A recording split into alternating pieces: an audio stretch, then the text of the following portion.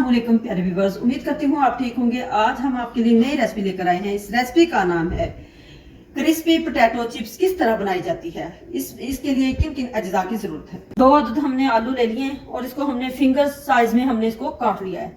अब हम इसकी कोटिंग करते हैं। इसके लिए हमने 2 टेबलस्पून चावलों का आटा लिया है और 2 टेबलस्पून हमने कॉर्नफ्लोर लिया है। अब हम इसकी कोटिंग करते हैं। हम इसको अच्छे से मिक्स कर लेते हैं।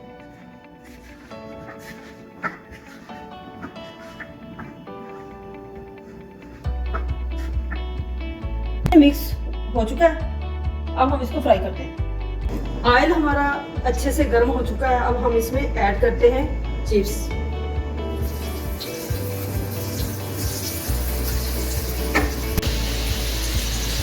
हमने उस वक्त तक इसको हिलाना नहीं है जब तक ये एक साइड क्रिस्पी ना हो जाए।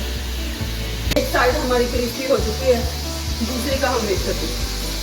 चिप्स तैयार हो चुकी है, बाकी जो बची हुई है वो भी फ्राई कर लेते हैं। क्रिस्पी हमारी चिप्स तैयार हो चुकी है। आप भी घर में जरूर ट्राई कीजिएगा। हमारी वीडियो पसंद आए लाइक करना, सब्सक्राइब करना और बेल आइकन को प्रेस करना ताकि हमारी वीडियो बर वक्त आप तक पहुंचे।